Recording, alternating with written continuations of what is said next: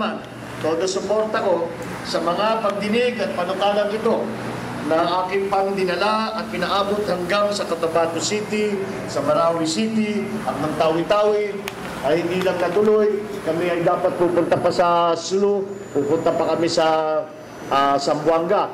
Pero nangyari na nga itong mamasapan na massacre, ay hindi na kami natuloy dahil inunan muna namin yung mga inquiry tungkol nga dyan. Dahil may kinalaman ang pangyayaring mamasapano doon sa ating BBL. Ngayon ang tanong, balikan natin yung unang tanong. Ito ba ang magdadala ng kapayapaan sa Muslim Mindanao? Ito ba, is this the final solution to arrive at a long, true, and lasting peace in Muslim Mindanao? If you remember, kayong mga nag-aaral ay alam naman ninyo na ang problema sa South, sa Southern Mindanao, sa ating mga kapatid na Muslim, ay matagal na yan. In fact, kung titignan ninyo, yung pasalitang Moro, salitang Kastila yan. Hindi yan English, hindi yan Tagalog. Galing sa Kastila yan. So, ang Moro, it is the Spanish word for Moors. Dahil sinasabi nga nila, yung mga Moor na galing sa North Africa ay umakyat hanggang sa Espanya. Then for a long time, Spain, most of Spain was Muslim. At kaya nagkaroon ng tawag nila ay Moro. Kaya napunta sa atin yung salitang Moro dahil galing sa Kastila. Which just serves to indicate na matagal na itong problemang ito. This has been going on for hundreds of years. At ito ay hanggang ngayon ay hinahanapan pa rin natin ng mga solusyon. So, anong mga nakita natin sa pahayagan ngayong araw na ito, si Chairman Iqbal, who is the chairman of the negotiating panel ng MILF, sinasabi na kailangan hindi na palitan yung BBL. Kailangan ipasa in its present form. Kaya kung itatanong ninyo sa akin, kung ito ba ay yung BBL, yung draft BBL na ibinigay sa amin ng Presidente, binigay sa Kongreso ng Presidente, ito ba ang magdadala ng kapayapaan sa Muslim Mindanao? Ay siguro, kagaya ng sabi ko, I have to qualify my answer. Yes, it is part of the peace process, but no, in its present form, it is not the document that will bring true and lasting peace. Why do I say that? Because ang dokumentong hawak namin ngayon, yung draft BBL, ay marami pang kailangan gawin, marami pang kailangan ayusin. Yun ang trabaho ng mga legislator. Na papag-usapan,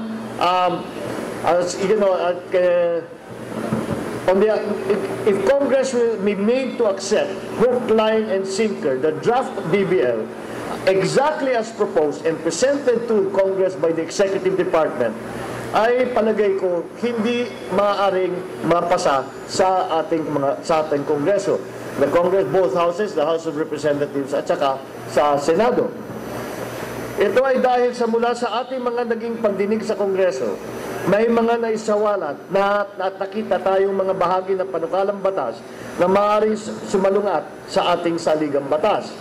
And we learn, as you have all learned, from Basic Political Science 101, the Constitution is the fundamental law of the land.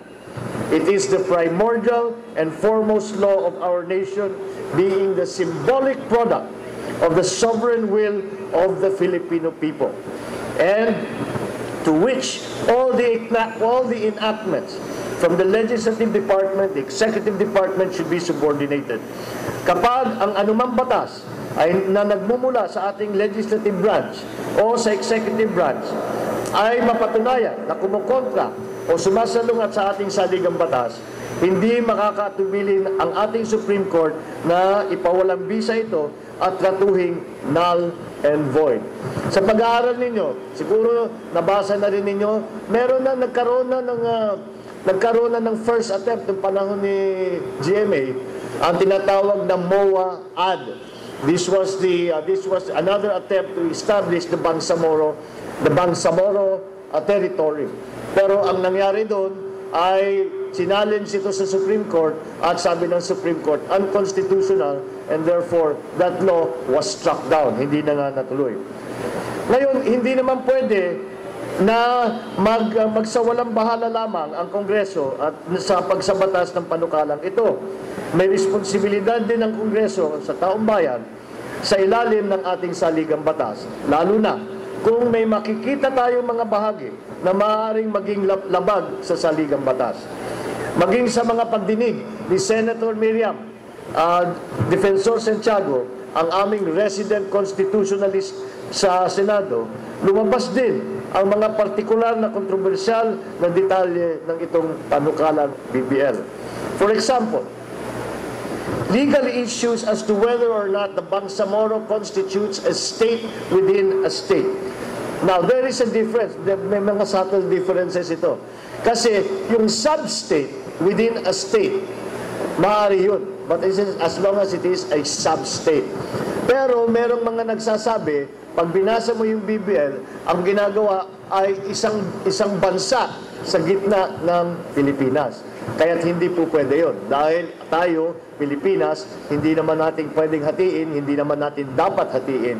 At kaya naman pag sinasabi, state within a state, ay hindi maaari yun dahil sa ating saligang batas na isa lamang ang gobyerno, isa lamang ang nagpapatakbo ng buong bansa. And that is the government of the Philippines, that is the state. For example, also, the Congress is as much a bulwark of the rule of law and constitutional supremacy in our beloved country, in the same way that the Supreme Court always loftily claims that it is. We, the people's elected representatives in Congress, in the course of our official and private duties, have also sworn to uphold the Constitution and all the other laws of our land. So, as regards our role in Congress, we are not to deliberate on the draft Bangsamoro law simply saying thumbs up o thumbs down para naman kaming ginawang rubber stamp.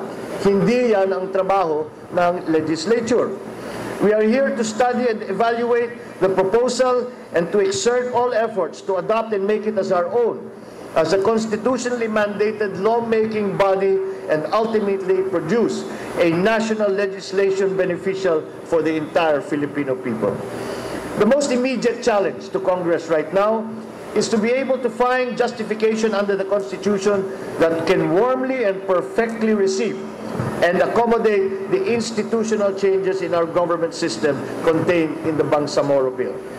We want to ensure that Congress will be able to produce something that can stand legal challenges by the public before the Supreme Court and in the bar of public opinion. Ibig sabihin, ito hindi lamang tinatanggap ng Supreme Court na constitutional, kung hindi ang taong bayan ay tinatanggap na ito ay ang tamang panukalang batas para sa ating hinahanap na kapayapaan para sa Muslim Mindanao.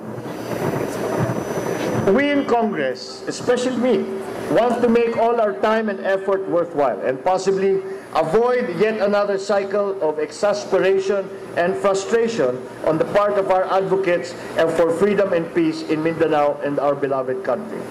Please rest assured that we, your elected representatives in Congress, are aware of all of these dynamics.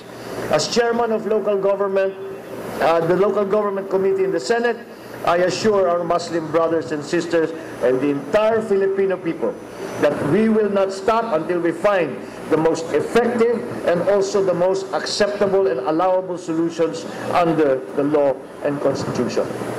Ito lang ay kailangan natin maipaliwanag. Kasi napakaraming mga balikan, mga nagsasalita tungkol dito sa BBL. Ang mga ibang nagsasabi, kung sino man ang kontra sa BBL ay kumukontra sa kapayapaan. Those who oppose BBL are oppositors of peace. They are the enemies of peace. At hindi ko naman maintindihan ito dahil pati na ako inasama dyan. Ay sinasabi, I am an oppositor, I am an enemy of peace. Because tinitignan ko, at yes, I criticize the BBL. But that is not because I am against peace.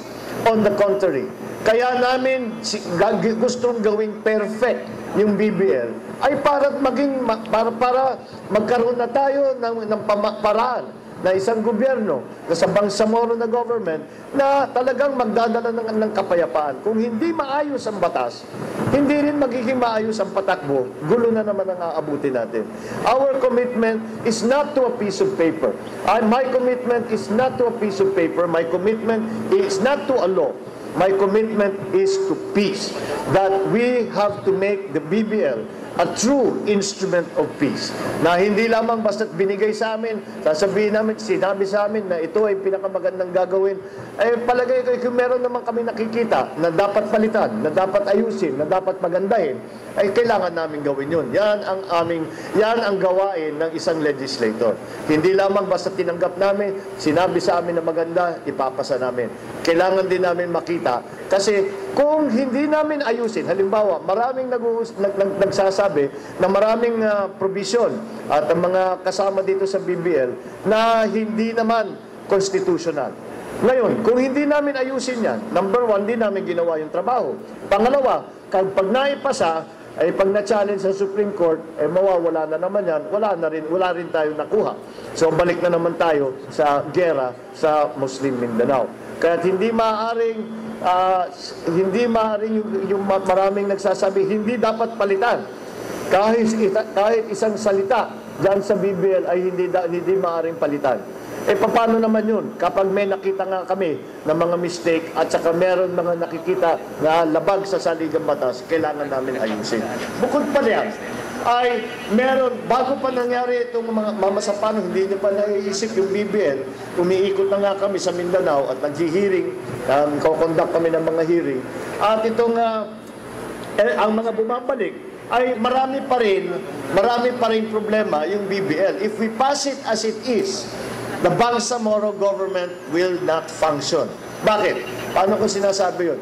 Dahil sa Bangsamoro Basic Law, yung mga provision, yung mga issue na hindi nila mapagkaisahan ng magkabilang panig, yung government panel at saka yung MILF panel, ay ang ginawa nila para meron lang maibigay sa Kongreso ay hindi na nila pinag-usapan. In other words, there are parts of the BBL, especially those concerning power sharing between the central government and the Bangsamoro government, the administration of some of the areas that might be included in the Bangsamoro core territory, and some of the political questions have been kept silent in the bill. If we do not put in the details, if we do not make it clear precisely how this administration, how these administrative functions will be carried out, then those who will occupy Bangsamoro government will not know what their jobs are, will not know what they are supposed to do, will not know what their function is, how that function is related to the functions of other parts of the Bangsamoro government. And especially, even more important, hindi nila malalaman, hindi magiging maliwanag kung ano ba ang relasyon ng Bangsamoro government sa Republic of the Philippines. Dahil kailangan natin laging inaalala na ang Republic of the Philippines, the Republic is the country that in which the Bangsamoro territory belongs. And therefore, there has to be a very clear, what do I talk when I talk about sharing of powers? Maliwanag. Sa probinsya, meron mga devolved functions ang probinsya, yung governor, yun ang trabaho niya, alam niya yung gagawin. May mga area na nakailalim sa probinsya. Meron mga project na kailalim sa mayor, sa barangay captain, sa iba't ibang mga opisyal. Maliwanag na yung relasyon na yan. Ngayon, ito, ang gagawin sa Bangsamoro ay bago lahat ito. Kaya kailangan natin ipaliwanag na mabuti kung ano ba talaga ang patakbo sa gitna ng Bangsamoro government at saka sa Republika ng Pilipinas.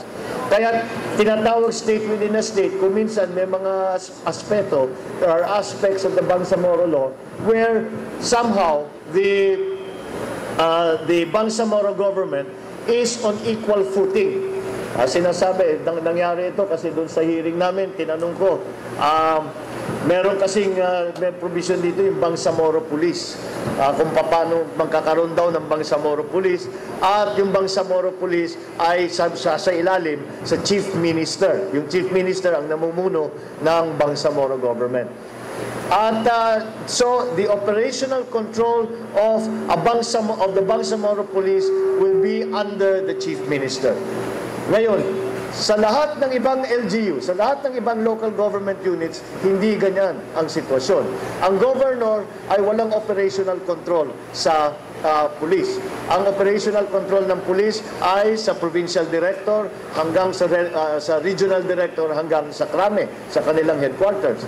So, ito ay nakakaiba doon sa normal na patakbo sa LGU. Kaya nung itinanong ko sa kanila, asan ba talaga, tinanong ko sa ating mga representative ng MILF, pati na rin sa OPAP, yung Office of the President's Assistant on the Peace Process, ay tinanong ko, kung ang Chief Minister, halimbawa, ng Bangsamoro government, ay may utos sa kanyang pulis, kaya bang sabihin ng Chief PNP na huwag ituloy yan?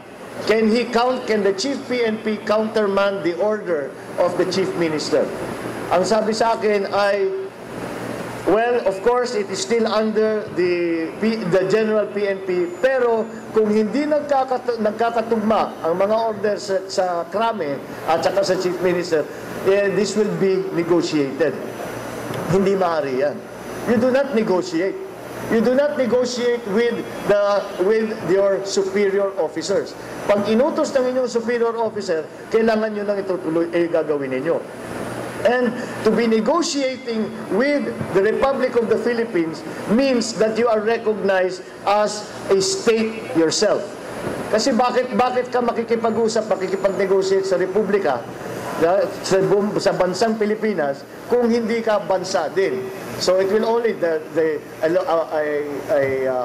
local government unit does not negotiate with Malacanang. A governor does not negotiate with Malacanang.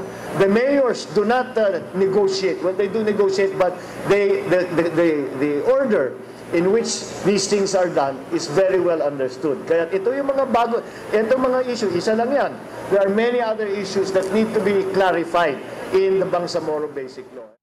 So, napaka-exciting talaga ng mga kaganapan ngayon sa Kongreso, tulad ng BBL na ito. At pinag-aralan ninyong lahat ito sa inyong political science at mga asignatura. As political science majors, I believe this is very much up your alley. Maganda ang inyong napiling kurso. Take it from me. I was a political science student myself once upon a time. Di pa yata kayo pinapanganak nun. Huwag kayong maniwala doon sa mga naninira sa akin sa media na nagsasabi na hindi raw ako nagtapos ng kolehiyo. Excuse me ha, sorry na lang. Ang aking mga diploma ay original, hindi galing recto yung aking mga hawak.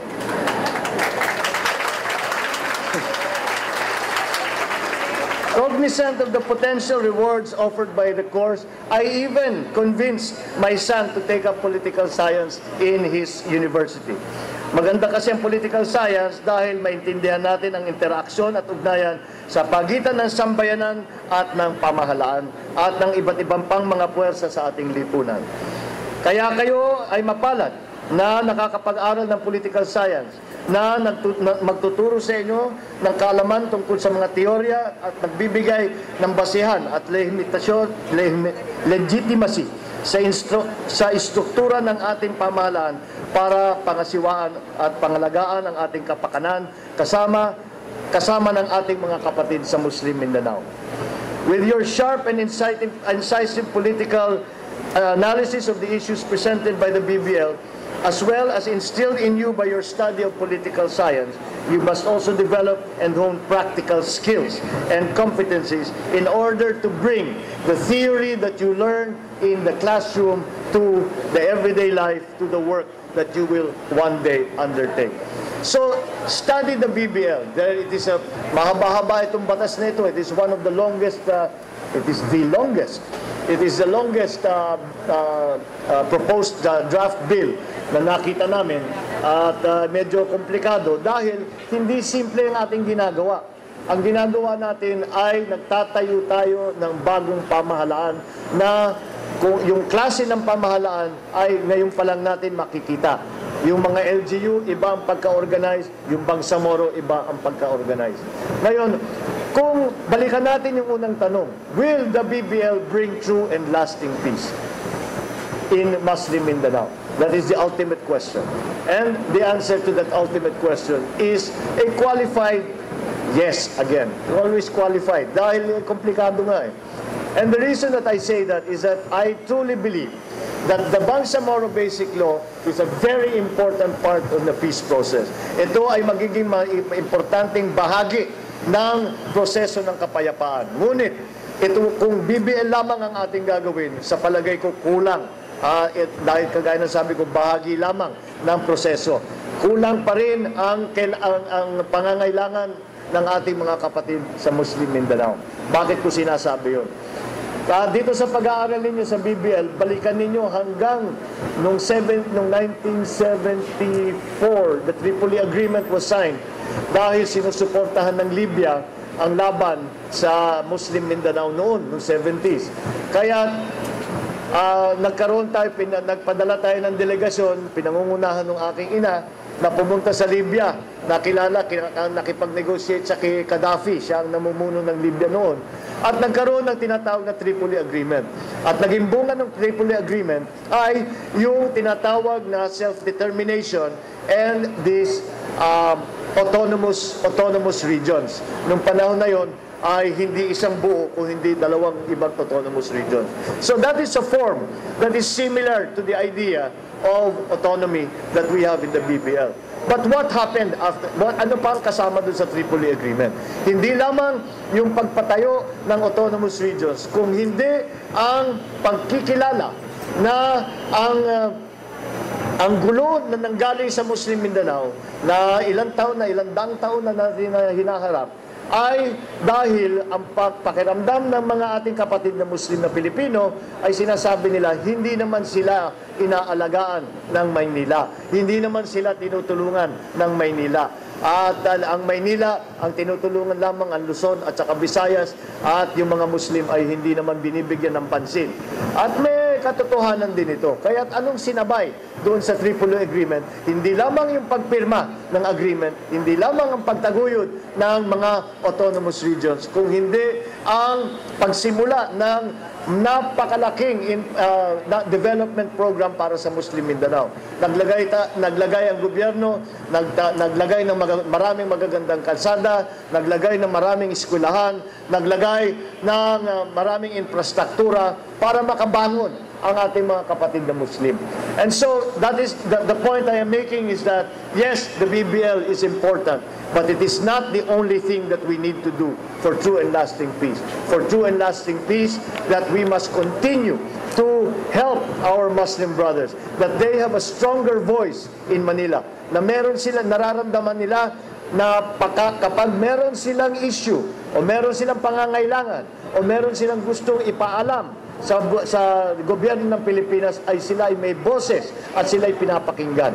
Pangalawa, na hindi lang na meron silang representation, hindi lamang bilang mga elected officials, kundi rin ang mga matataas na opisyal sa gobyerno.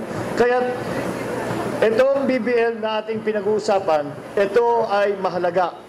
Ngunit hindi ito ang punot dulo nitong proseso na ito. Ito ay isang bahagi lamang, at ang pamahalaan ay marami pang kailangan gawin para ang ating mga kapatid sa Muslim Mindanao, ang pakiramdam nila ay sila ay tinutulungan, kinukupkup at tinutulungan ng ating pamahalaan para naman sila ay makaramdam na sila ay tunay na Pilipino. Kaya pag sinatanong ako kung ako ba ay talagang suportado ko ang BBL, ako ba ay talagang gusto na tutulungan ang BBL? Ako ba? And the question is always, are you committed to the BBL? I will not commit to a piece of paper. I will not commit to a draft law. What I will commit to is peace. Asahan ninyo na dapat ito ang ating binibigyan ng pansin. Yung BBL ay isang paraan lamang para makamtan natin ang kapayapaan. And that is where the commitment lies. That is where the important work that lies before us is. And that is what we in Congress and myself as your senator, this is what we are committed to. That one day, after hundreds of years of fighting, that one day we will bring a true and lasting peace to our brothers in Muslim Mindanao. Maraming salamat at magandang umaga sa inyong lahat.